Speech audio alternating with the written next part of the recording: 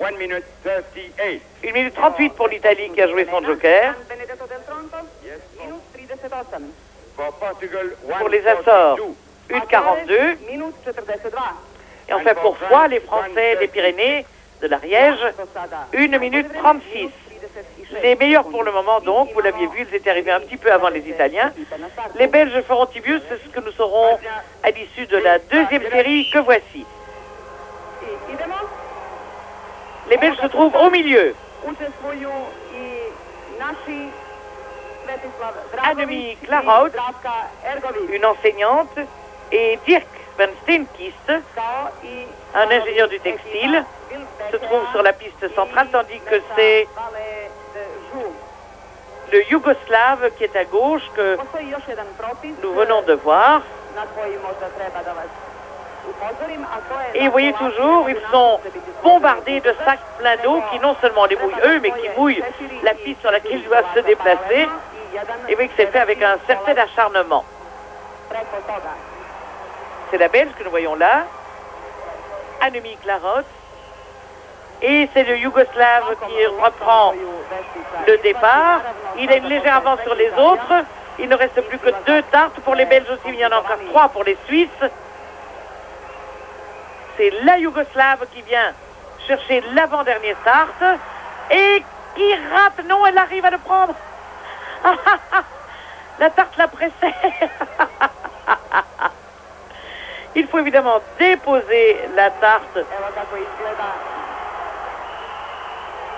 dans le conteneur qui a été prévu à cet effet.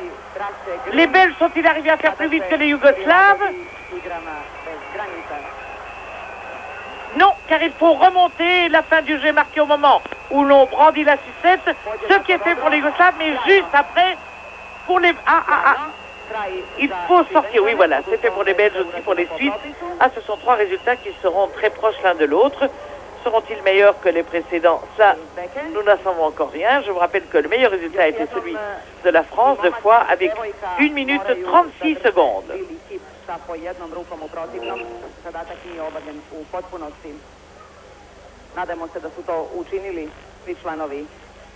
De véritables sorcières, déguisées en sorcières, tout au moins les concurrentes qui sont là-haut. Et vous voyez que ça n'empêche rien dans la camaraderie. La sorcière portugaise et le Hensel suisse s'entendent très bien. Pour la Suisse, 1,50. Non, ce n'est pas meilleur donc que les autres. 1,57. 1,37 pour les Belges. Le deuxième meilleur résultat jusqu'à présent reste la Yougoslavie. 1,36. À égalité avec la France, donc c'est une première place. 6 points pour la Yougoslavie. 6 points aussi pour Foix, pour la France. Ensuite, c'est Wilsbeek. 1 minute 37, ça veut dire 4 points. Et malheureusement pour l'Italie, 3 points. Et comme elle n'a même pas une 3e place, c'est 0 pour le Joker. Elle garde ses 3 points.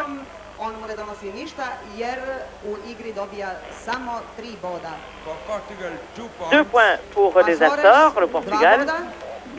Et un seul point pour la vallée de Joux. Cette merveilleuse vallée qui est d'ailleurs, paraît-il, la plus belle vallée du Jura, ce qui ne m'étonne pas car je l'ai parcourue moi-même et c'est vraiment un site merveilleux. Eh bien, ils n'ont qu'un seul point pour le moment. Après le premier jeu, vous le savez, nous allons immédiatement voir le fil rouge, ce fil rouge que nous verrons à 4 reprises et qui sera inspiré par l'histoire de Cendrillon. Tout le monde sait que Cendrillon a dû quitter le bal à minuit en oubliant sa chaussure, mais en perdant sa chaussure, le prince charmant l'a ramassée, il a cherché à qui appartenait cette chaussure, et c'est ainsi qu'il a retrouvé Cendrillon. Bien, nous les retrouvons au moment où ils se sont retrouvés. Les voilà, et les Belges se trouvent en 3e place en partant du devant de votre image, vous les reverrez tout à l'heure.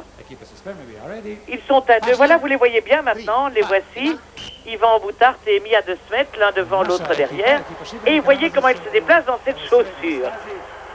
5 obstacles le long du chemin. Ils disposent de 2 minutes maximum pour arriver à l'autre bout de la piste. Des plans inclinés, des pont qui bascule. On a tout prévu. Et vous voyez là, au bout de la piste, les Belges sont troisième en partant de la gauche pour le moment. Vous voyez qu'il y a, vous avez vu qu'il y avait là un trône. Dès que la chaussure aura touché le podium sur lequel se trouve ce trône, ils vont pouvoir sortir. Mais, tiens, je croyais le garçon, normalement, devrait avoir les pieds entravés. Et je vois que le Français de la part, la petite Française perd sa jupe. Ah là, il y a quelque chose qui n'est pas normal. Je pense que les arbitres vont intervenir, car les garçons doivent avoir les pieds entravés. Entre-temps, les Belges sont montés aussi sur le trône.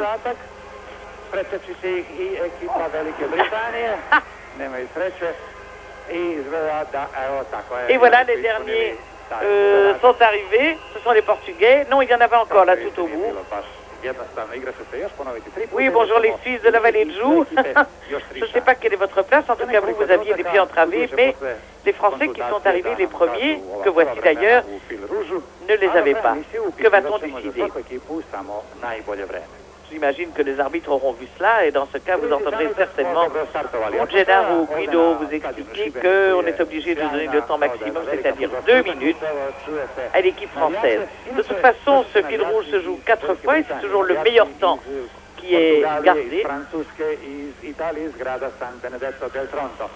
Voilà, écoutons quels sont les résultats. We had the boys have belts around the feet. Some belts were broken, but we admit that. Ah voilà, il paraît que les entraves se sont cassées. Alors c'est un défaut du matériel. Écoutez. Les garçons, nous l'admettons parce que c'est un défaut de matériel, mais nous admettons tous les temps pour chacun. Et bien voilà, ça n'était pas la faute du concurrent français, c'est l'entrave qui n'était pas assez solide. Alors il aura quand même la première place pour le moment.